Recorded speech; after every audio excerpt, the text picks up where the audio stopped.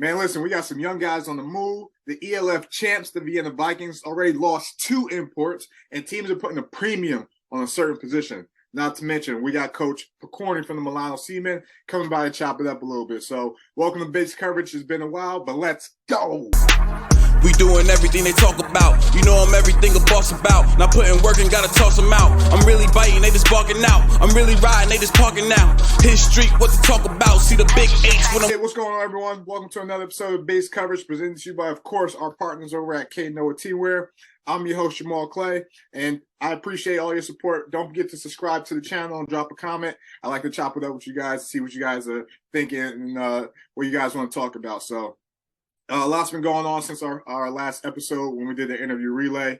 I think we're in week 3 now of the ELF off season. So there's a couple things I wanted to catch up and talk to you guys about. So one of the first things, we got young talent that's on the move and guys are getting paid. That's what I like to see. Guys are getting paid.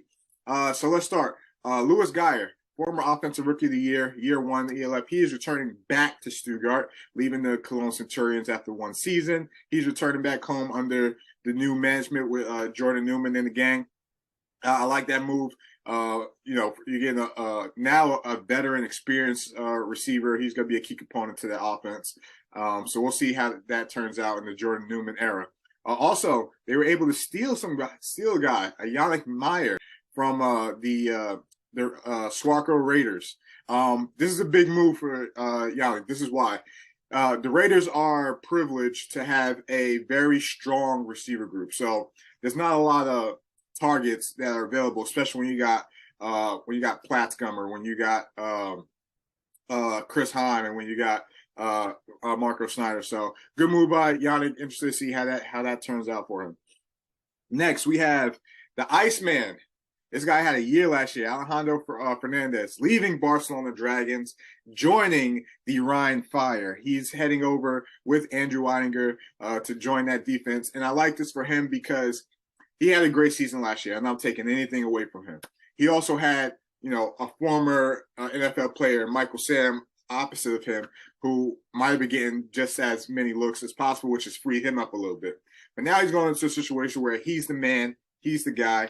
I like this move for him for a lot of reasons. Not only, you know, for next season, but he's also going to be getting some NFL coaching experience under Jim Tomsula. Hopefully, he advanced his career as he was an invite to the NFL IPPP combine. So I like this move, and the Ryan just they have some strong signings, and you know they're killing this offseason right now. So that's one of the breaking news. Iceman. Alejandro Fernandez leaving Barcelona, transferring over to Rhine Fire. Go get paid, young man. Go get paid. Next up, my guards. We signed Anton Jale, a wide receiver for the Leipzig Kings. He was part of a nice trio last year with Shontavious Jones and Dable Wolf in Leipzig. He's now going to get an opportunity to go to a new team where he's the guy now until we see otherwise. And I like this. I like this for the guards. They're getting an experienced receiver with to pair with a lot of young receivers that they already signed. And I think he's going to be able to provide some leadership there and, you know, some experience in the league, but also, you know, a big target for whoever that quarterback's going to be. Next, we got Anthony Rodriguez joining the Anthroners.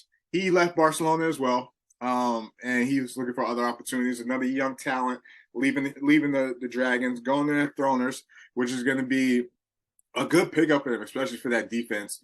Someone that could be the core and the heartbeat of that defense. Next to Jabari as well, and provide a pass rush. I think that's a good signing for them. And I think we're starting to see. You know, it's a shame that we're seeing teams like Barcelona and Cologne losing a lot of their core guys.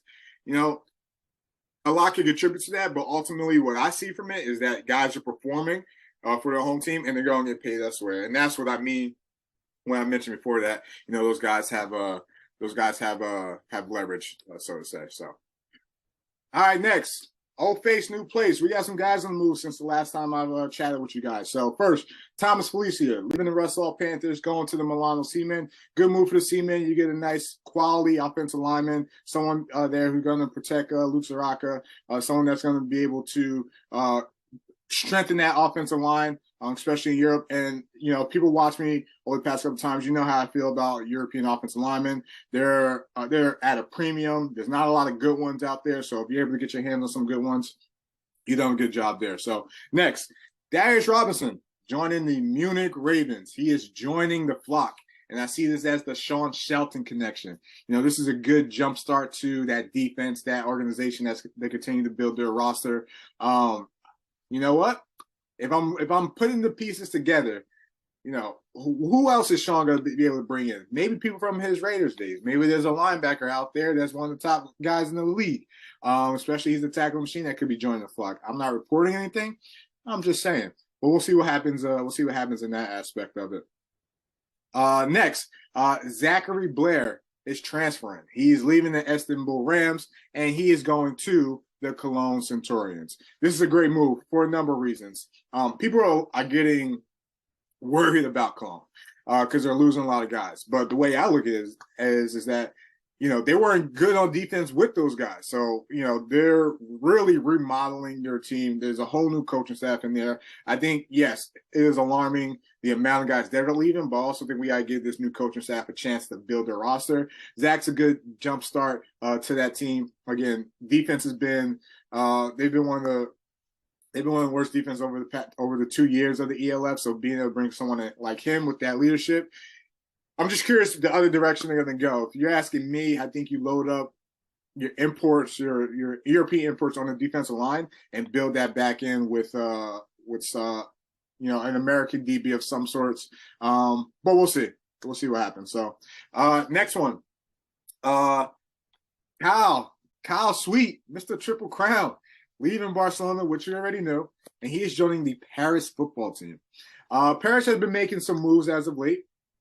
I know they signed a couple offensive defensive linemen from Frankfurt and from Berlin. They're bringing in Kyle Sweet. They just signed Jason at running back. So Paris is starting to come together. Welcome to the party, Paris. Welcome to the all season. But this is a huge signing. And naturally, people are going to start putting the pieces together. Like, oh, where's Zach going? We don't know. That's still a question mark. Is it a possibility? If I'm putting the pieces together, maybe.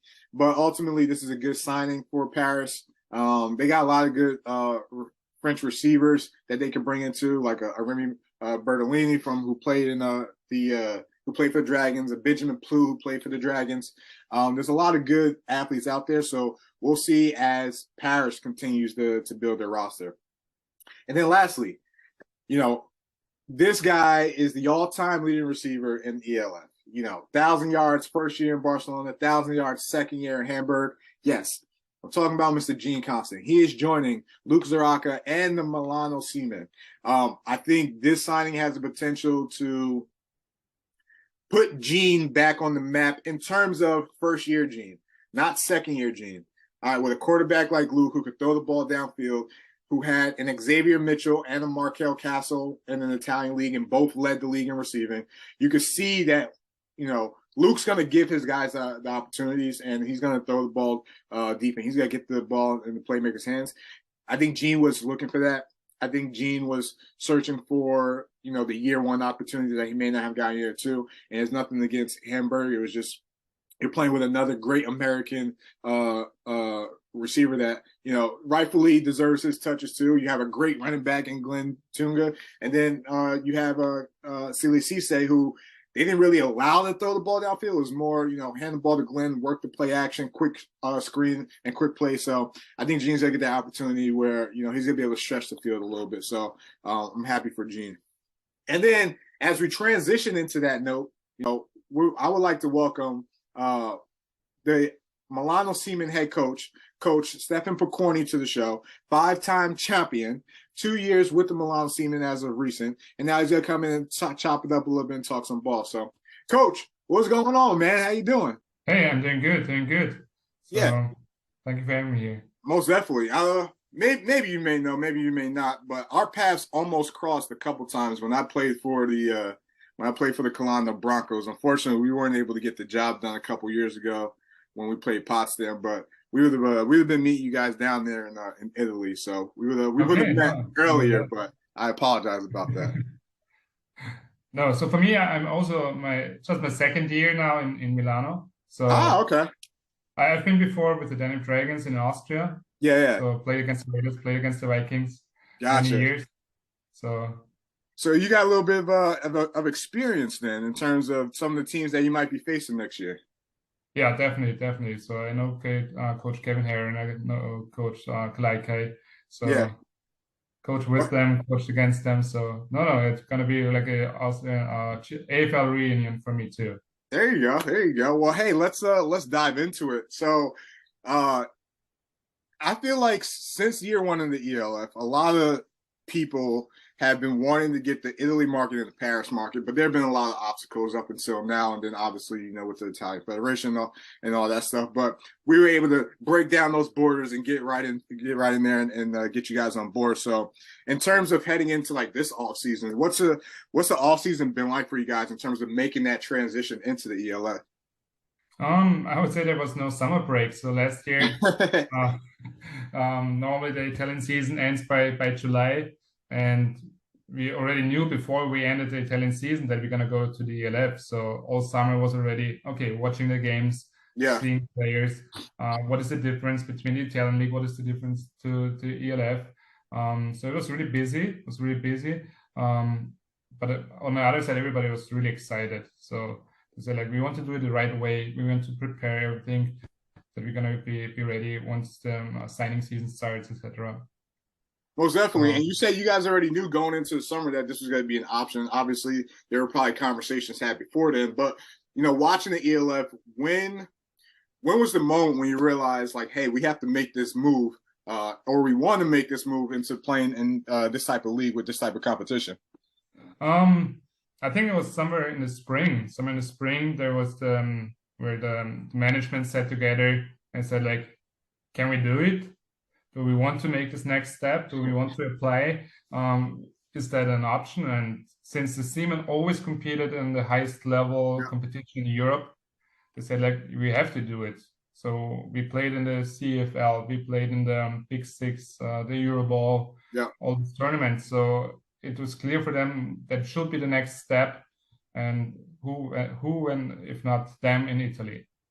Most definitely. And you guys are kind of privileged, so to say, in terms of you have a already established franchise. A lot of teams that are coming in this league, or some of the teams, probably more than half the teams, are new. They're building from the ground up. Logos, fields, coaching, players. They're really starting from the ground up. But you, kind of like the Vikings or kind of like the Raiders last year, already have an established organization when coming into this group. So in terms of building an organization or building, continue to build on what you already have, what are some of the things that may be different in terms of building, this Milano Seamen organization, an ELF team, heading into or starting your ELF career? I think it has advantages and disadvantages. On the one side, you have an established organization already. You don't need to look for a new stadium. You don't need to organize people, volunteers, coaches. So everything is already in place. On the other side, you're gonna stay kind of consistent what you did in the past. You're not in the position where you're gonna say like, okay, we can build something completely new.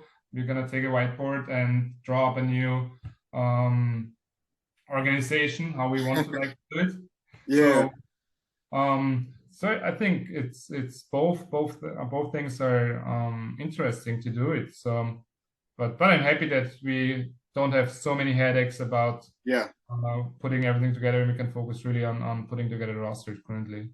It's a unique process because you're, again, you guys already have a foundation and you're established and stuff like that, but you're essentially building a new team because now you guys are going to be representing Italy, and guys that want to play in this league are going to have to like look to you guys and stuff like that.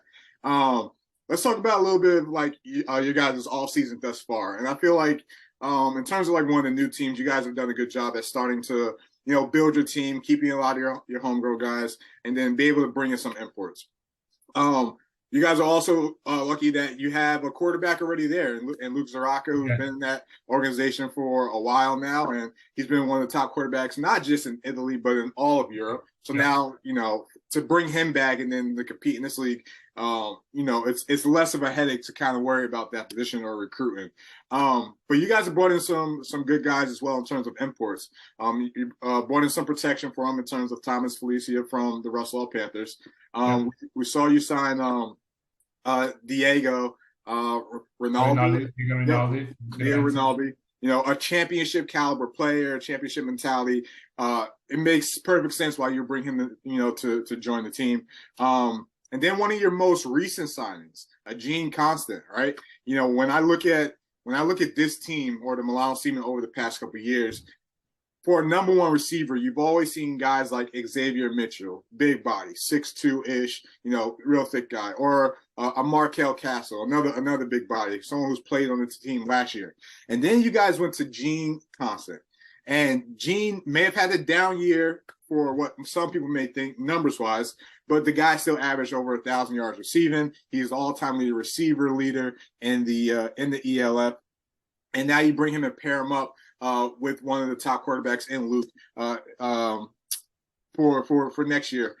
So tell me, what was it about Gene that you felt that he was a perfect fit for the Milano Seamen and for the offense to pair up with a guy like Luke? I think Gene brings on one side the experience of 2 seasons already in the ELF, which definitely helps us major faster. So he on the other side, he's a leader. So yeah, every team he played at, you hear people about him, how he led by example, how he led other people, and he brings value not as just a player but also as a person. And I think that was really important for me, bringing a player like him in. And no, I think he will have a perfect chemistry also with Luke, and he will help him to have another great season in the ELF. And I think that will be a really explosive couple to defend that on offense. Yeah, it's definitely going to be interesting to see because obviously we saw him year one in Barcelona with Zach, and the type of quarterback Zach was and throwing the ball, downfield. You see the impact that he could have, not only in the passing game, but the run game. Last year, it was more 3-step, quick game, screens, and then let him do more of the work. Obviously, there were some, challenges, not only just, with playing with a European quarterback, but also playing with another American wide receiver. So they were able to get it done, obviously, in the championship. But I think next year, he'll be able to flourish back into that year one Gene Constant that you guys get. So definitely a great signing, and something that we was like, okay, we see it, so I definitely liked it from afar. Looking at your team, you're representing Italy, right? Just like the Helvetica Guards represent Switzerland. You guys are the only team in your country. Do you feel like there's a responsibility to make sure you guys are performing at a high level, not only for the team and for the win and stuff like that, but to represent your country as well? I don't know if it's a responsibility. I think it's an opportunity. I think it's an opportunity to push American football in Italy. So I think I saw some stagnation in the last couple of years, that they just stayed on the same level, and everybody was happy with that situation. Yeah. With the attendance in the stadiums, the level we're gonna need to do something. But I think with joining the ELF, we have the opportunity to raise everybody else in Italy. That everybody got a bigger goal. They're looking for players playing at the highest level, and they don't need to go to another city. They don't need to hope that one team picks them up in one of those few spots, so they can show their talent in Italy to Europe. And I hope that we can help football flourish a little bit more in Italy and make it more popular, because there's a lot of potential. It's a big country. It's a big country with a lot of teams, with a lot of history. But I think that's the right step for Italy, going towards that direction. Most definitely, man. And like I said, I like what you said there. It's more of an opportunity because, when you look at it like that, there's no pressure. It's just an opportunity to succeed, especially if you go and take advantage of it. So I like what you said there. Well, hey, that's all we have for today. But before I wrap it up, I'll ask you this: who's the next guy you're gonna sign? I can't tell you that now. So. You're gonna see soon. You're gonna see soon. So no, Exactly. Yeah, we're gonna be watching from afar, and it's a long off season. But we're yeah. excited for people that cover the league like me. We're excited to have the Italian market in there. We're excited that it's you guys. Like I said, I have a connection with Luke that's over years, and it's gonna be interesting, to watch you guys and see how you can continue to build your team. So, Coach, I appreciate meeting you. I appreciate you coming on, and I really mean this when I say this. This won't be the last time we chop it up, my friend.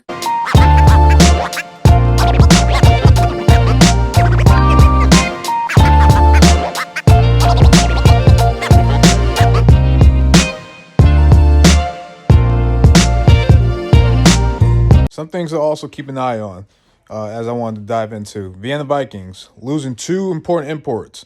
Well, technically one. Jackson Erdman is retiring, and he has officially announced that he is done playing football and moving on to other career opportunities. And then, as we know, with the change in the amount of imports, that they were going to have to lose somebody. So Andrea Boteo Moreo will also be playing for a new team in the ELF. Not yet confirmed in terms of who that might be, or the talks he's been having, but Vienna loses 2 important key parts of their offense, and we'll see what their plans are going forward. Well, that's all we have for today. Thank you guys for tuning in. Again, it's been a while. I've been out for the past week and a half, but I was able to catch up a little bit on the first two or three weeks. So it's picking up. Things are picking up, and things are going to continue to pick up more, especially now that the XFL draft is going to be over this past weekend. Start to see a little bit more signings happen quicker. So we'll see what happens there. And we're starting to see a lot of young guys on the move. And the beauty of this league and the beauty of these off seasons is that every year there's opportunity. Every year you could be an Alejandro Fernandez, prove yourself, and then go get paid elsewhere. Or Anthony Rodriguez, prove yourself and go get paid elsewhere. Or you could shake up the league a little bit. You could be a Kyle Sweet, Mr. Triple Crown, and then ship off to Paris. Or, things are happening left and right. All right. And I'm excited to cover it. I appreciate you guys tuning in. Don't forget, subscribe to the channel. Follow Knoah on Instagram. Follow Athletes Form on Instagram. Drop a comment. Let's talk some ball. But until next time, let's